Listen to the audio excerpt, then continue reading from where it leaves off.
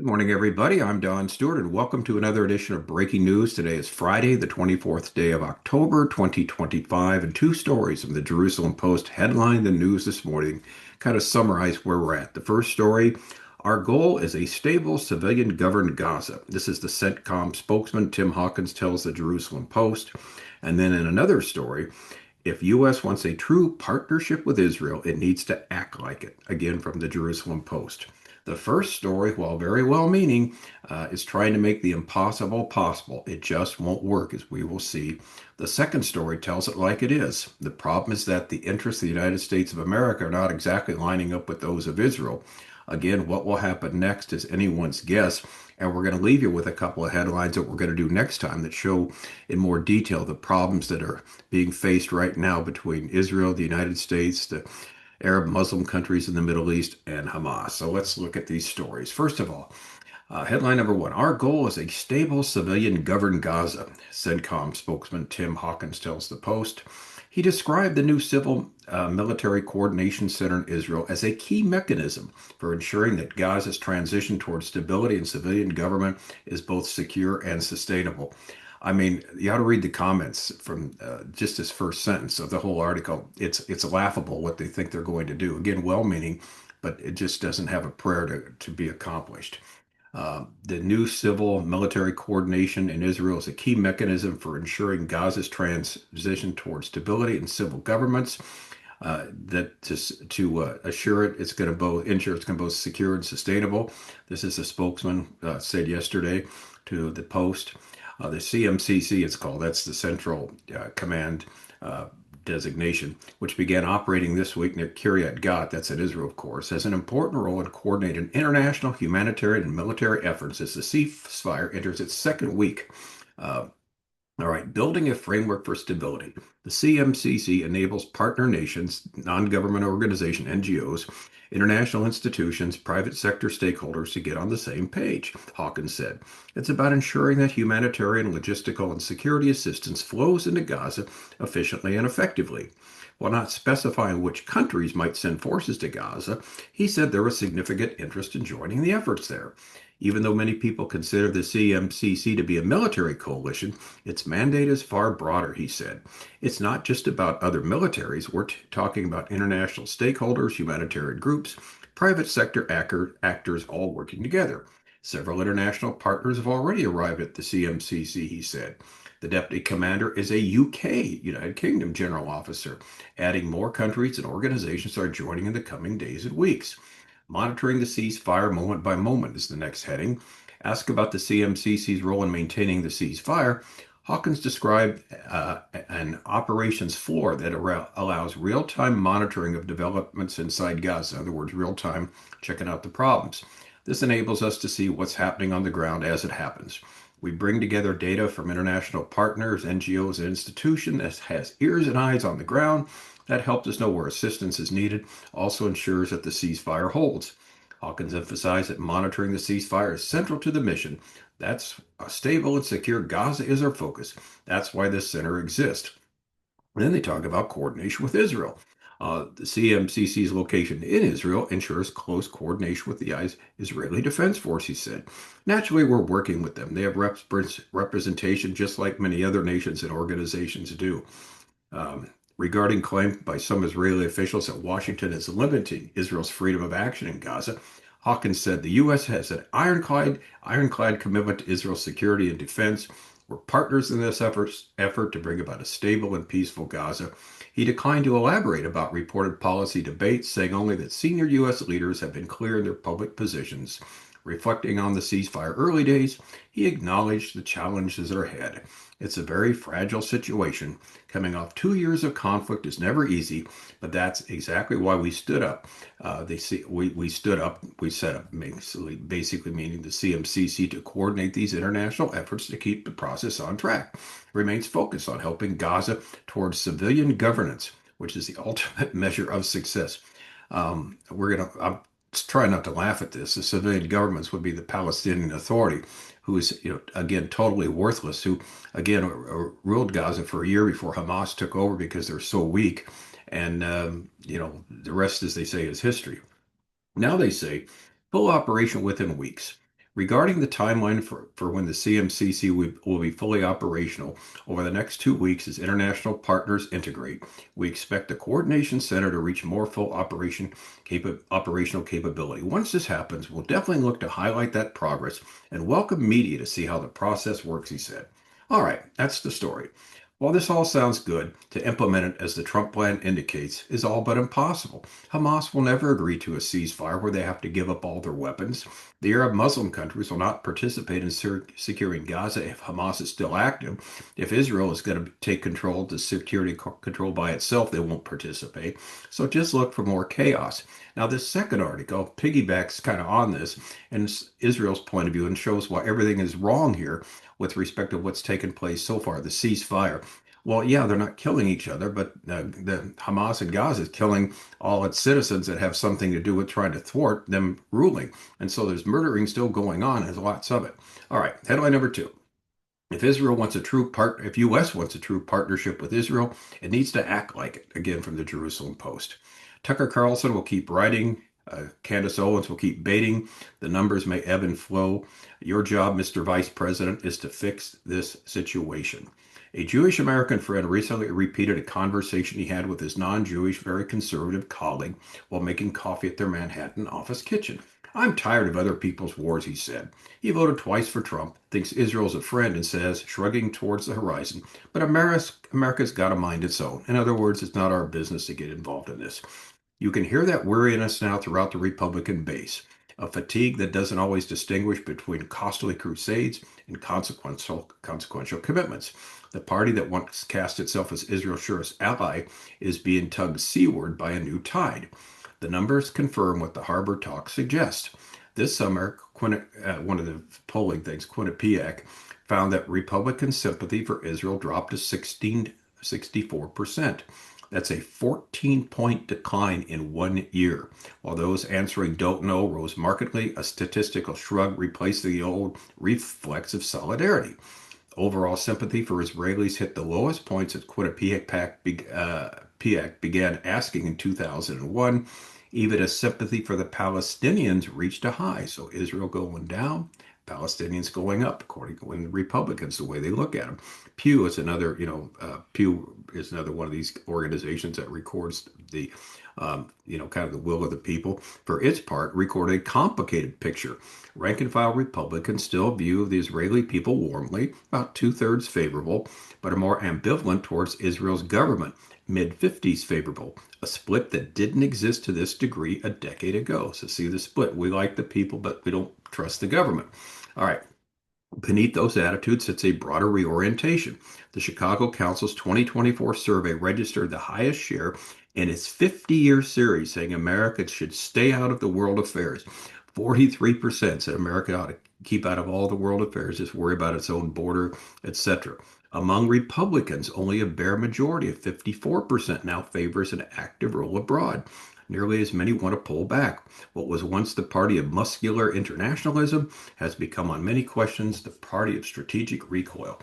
No one has worked that change harder than the stars of the populist right, and this is what we've been talking about. While Israel struck Iranian nuclear sites in June, the United States followed its own bunker buster strike. Isolationist talk show host Tucker Carlson blasted the president as complicit in an act of war. He told his subscribers if Israel wants to wage this war, it has every right to do so, but not with America's backing. He signed off with the line that trickled down into the movement. Drop Israel, let them fight their own wars. Candace Owens, another extreme right-wing TV host, has gone even further in crudity and myth.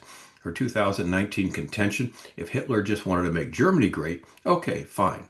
With no slip of the tongue, she doubled and tripled down on the October 7th with provocations that Jewish watchdogs and said reminded them of the blood libel tropes as she parted her ways with the Daily Wire amidst accusations of anti-Semitism. Ben Shapiro, the founder of the Daily Wire, called her conduct absolutely disgraceful. In other words, blaming in Israel for all that went on October 7th. Again, two very anti-Semitic so-called leaders of the Republican Party. This is the noise, and here's the problem. This is the noise the average Republican hears in podcasts and push alerts, and it's having policy effects. The Chicago Council's flash polling around the Iran exchange showed the overall ambivalence about U.S. force. more Americans opposed than supporting bunker buster bombs. But partisan divides were crystal clear. A 52% Republican plurality favored the strikes, while Democrats opposed them. If Iran attacked attacked U.S. personnel, well, here's different. 79% of Republicans say they would back U.S. airstrikes in response if we got attacked. In other words, the MAGA isolationist argument is not yet a consensus within the GOP. It's an argument loud and rising against an older hawkish current that still runs strong. Which brings us to the vice president. Now, this is really interesting because Vance was just there. And let me tell you, sadly, not a lot of people in Israel were not impressed with it. Vance tried to square America first with a pro-Israel spine on the National Mall last October. He told a mixed crowd of Christians and Jews that Israel must do what it takes to end the war and pledged to give Israel the ability to do so. U.S. wants Israel to be an ally, not a vassal. This week in Jerusalem, standing beside Prime Minister Netanyahu, he put up the point in diplomatic terms. We don't want Israel to be a vassal state. We want a partnership. We want an ally. It's the right formula, of course, assertive but not paternalistic, applied without condescension. Not we're not, we're partners with Israel. Question is whether his party will let him hold this view, and that's the problem. The Republican Party is drifting more towards the isolationism, and he is an isolationist also because the split is real. On one side is the hawkish right, uh, personified by Fox News talk show host Mark Levin, who urged preemptive strikes and went so far as calling for making the regime change in Tehran an explicit goal. On the other hand is the populist right, personified by Carlson, a warning that any further entanglement is a betrayal of American first. And by the way, Tucker Carlson is now speaking in these turning points events. He just did one recently, was at Indiana University, speaking on the campus there, as a representative turning point. And the people are getting there an earful of isolationism and anti-Semitism, and that's one of the sad directions it's going right now. Anyway, Donald Trump did, when confronted with a choice, he sided with the Hawks. He rebuked Carlson publicly, repeated the one non-negotiable line every serious president has voiced: Iran cannot have a nuclear weapon. He authorized the force accordingly. The choice, however, will recur. In other words, there's going to be choices down the line. Will the next president, next Congress want the same thing? It's important to remember what the last administration did for Israel. And this is crucial, what Trump did the first time, beyond slogans. Let's not forget he recognized Jerusalem as Israel's capital, moved the U.S. embassy there, recognized Israeli sovereignty over the Golan Heights, and brokered the Abraham Accords, normalizing ties between Israel and several Arab states. Whatever one thinks of the broader Trump record, those were consequential acts of his administration, improved Israel's strategic position, widened its circle of peace. That's true. The biblical case and the small d democratic case point the same direction. If you believe the scripture, you know the old promise to Abraham: I will bless those who bless you, and the psalmist's inquiry to pray for the peace of Jerusalem. If you believe in democracy, you know Israel's the region's lone liberal democracy with all its frustrations and self-correcting mechanism that it entails. A Republican Party that still quotes the founders and teaches Sunday school should not find it hard to say both things at once. Evangelical leaders have not been shy about saying this. We've been saying this. Christians have an obligation to support Israel. Pastor Robert Jeffress argued invoking Genesis 12:3 and the baseline claim that people's right to exist is not up for barter. Franklin Graham put it more simple: the Jewish people are God's chosen people. As Christians, we stand with Israel. Now, it's not a blueprint for blank checks, as we make it very clear here. That's indifference cloaked as prudence, can curdle into something older and darker. You cannot speak about, again, Israel has impacted, as one pastor said, me more than anything else. I almost can't think of my life as inseparable from Israel in so many ways. Let's take a break here and talk about what they're saying. It's what we do here. If you believe the Bible like we do, if we start with Israel front and center as we do, we say, if you look at Bible prophecy, our book 25 signs we're near the end. Israel is front and center in all this. In fact, without Israel, there's no last days Bible prophecy. And so we must take them seriously. Their right to exist, their plan, their part in where they're going to be in God's program. And that's what we do here on Breaking News. But the point is, as this article goes on, and I think you get the gist here, the Republican Party is moving towards the isolationist point of view. The war has been dragging on. You've got so many media outlets that, are so much anti-Semitic, anti-Israel, the networks, the, Hollywood and that. So you get that particular situation. And so what is happening right now, um, Israel is assuming that the U.S., the article basically, here's the problem we got. Israel is assuming that the U.S. interests are the same as theirs, but it's becoming more and more evident they are not.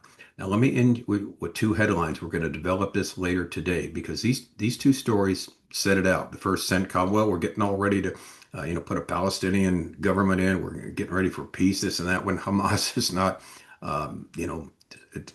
giving up its weapons, not thinking at all about, giving up any type of authority there in Gaza. And then Israel saying, well, the U.S., they need to get their act together and act like they are a partner. But here are two headlines that reveal what's becoming more and more evident that the Israel's interests are not the same as the U.S. U.S. weighs which sign of the red line to cross as it seeks to implement Gaza's deal's second phase. The Saudis, UAE, Jordan, Egypt conditioning assistance. They're conditioning their assistance on the Palestinian authorities' role in the future rule of Gaza.